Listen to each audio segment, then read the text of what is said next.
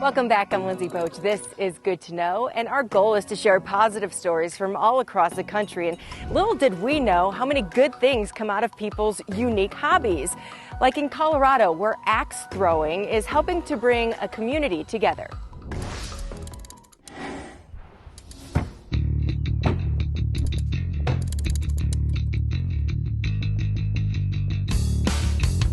Quarantine calls for throwing axes. And on day 2, when we got here, I built this target because I couldn't go more than a week without touching an axe, throwing an axe.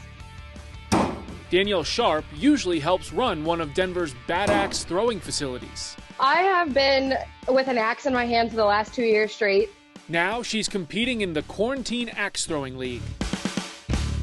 Originally, when we started, we expected it to have, maybe 10, 15, maybe 20 people. We have over 300 people with targets in their backyard, in their basement, in their garages. They built them from scratch.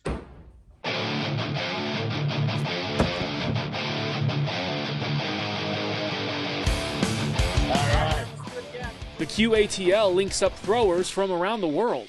Canada, US, Australia, New Zealand. I'm a member of Ballyhess Axe Throwing in Ireland. Competing in a massive 7-week tournament to crown one ultimate champion. My goal is always drop clean. I want to have the most drops, not on purpose. But that's not Danielle. I don't do well. I lose my first game all the time. She's in it for the fun and the friends.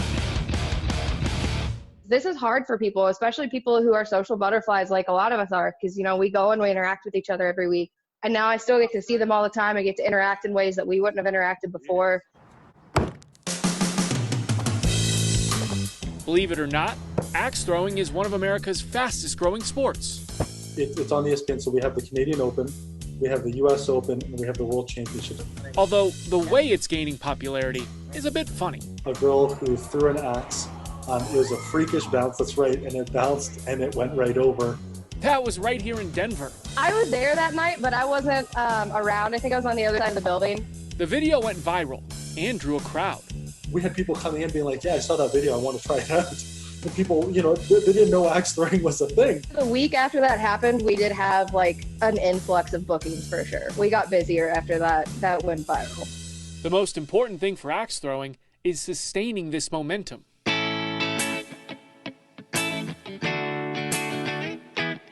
Maybe 5 to 10 years, I want to see axe throwing become such a normal thing that it's the new bowling league. The long-term demand and viability of it is already there. We're just working on the foundations. Just listen to Danielle talk about the Quarantine League. She's found connection through isolation. It really is the best thing I've ever done, and the people that I've met, we're all here to support each other, and that's what we're doing. I don't feel alone. And aside from that, you look like a freaking Viking. You're throwing an axe at a wall. How much cooler could that be?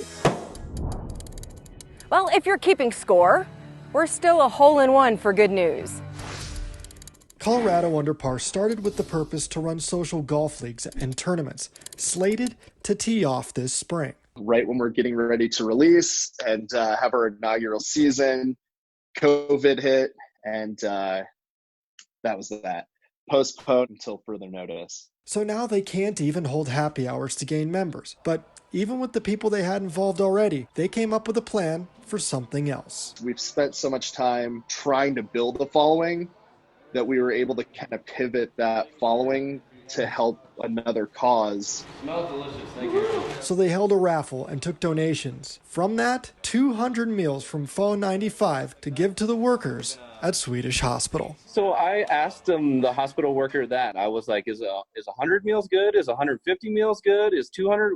What are you looking for? And she was like, if you guys give us 200 meals, that's huge. Company co-founder Andrew Mueller spent years in healthcare, so this is special to him. Giving back to those and supporting those workers who are still current and in that field is something that's good for me to give back as well, because that was my history and past before I got out here, and something I'll never forget.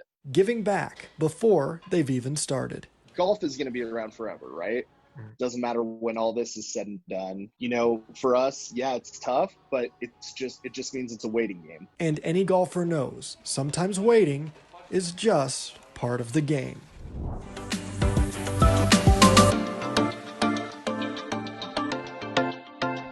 For Edward Billy Battle, work is like riding a bike. He says he's been working at Clematis by Night in the West Palm Beach Green Market for almost 30 years. And never missed a day. Never missed a day. And those people really appreciate me, and I appreciate them. Lately, it's had no choice but to commute by bike 6 to 7 miles each way. And I stay all night on the street just to be there to work for, and it don't start until 9 o'clock in the morning, just to be there. More recently, COVID-19 cut off his job and part of his connection to the community. But Battle's dedication and positive spirit caught the attention of Ride It Out founder Juan Oriana, who says he's also recently been laid off. Still, he's finding a way to give back. See Billy and you can always wave and say hi to him. He's an awesome person, great positive. He's always with a smile on his face. I mean, why not make him even happier? 2 weeks ago, Oriana began donating bikes to those recently left jobless due to the coronavirus. And in those 2 weeks, Oriana says he's seen lots of bikes come through the donated warehouse, but he says the one he's saving for Billy is special. This bicycle here, it's around $1,200 bike. Just in time for Battle's 72nd birthday. He celebrated earlier this week. He's not as moved by the price tag on the bike as he is by the kindness behind it. It's just a great feeling, man, that know you got some really nice peoples in the world. You know, I mean, you got the world make up with bad and good, but I happen to be in the mix of some good. Inspiration can come from anywhere, and it's good to know that our role models are inspiring the next generation of doctors and nurses. Healthcare workers are working tirelessly to help those afflicted by the COVID-19 virus. And the signs of appreciation are everywhere, but they're also inspiring the youth. I think that they are really brave and they are doing something that not everyone can do. Veronica Palmer is a sophomore at Destination Careers Academy. I am in our healthcare career pathway studying to become a nurse. She's wanted to be a nurse for a while, but all of this shows her why. It's just making me stronger in what I want to do, really. Seeing all these nurses kind of putting their lives on the line and working these really long hours, it just kind of makes me excited to go into nursing. She still needs to go to nursing school after high school, but she's learned a lot on her path so far, including basic intubation, something essential as part of the battle against COVID, but just a small part of the job nurses do. They help keep us safe and that they basically take care of us. And so I think it highlights the need. The need for more heroes doing their job to help and show why students like Veronica want to be like them. Huge inspiration to me. I love seeing everyone out there helping, and it just makes me excited to go in.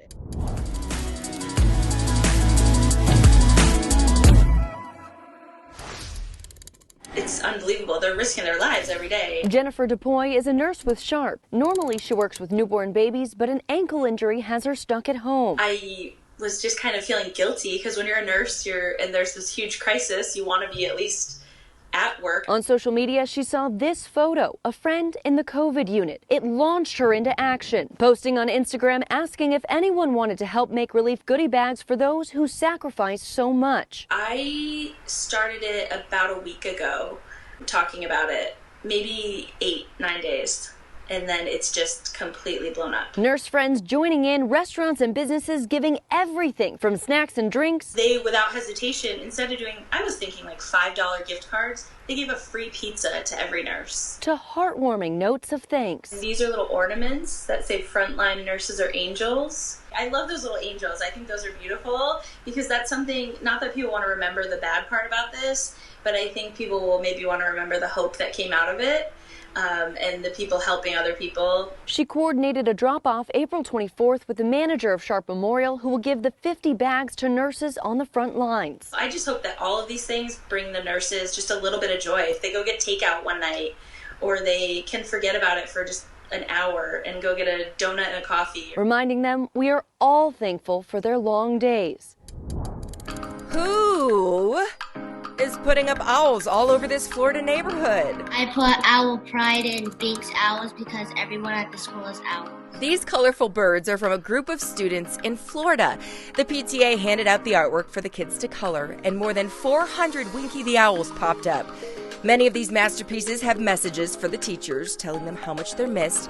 The PTA says it plans to offer up more crafts to keep the community connected.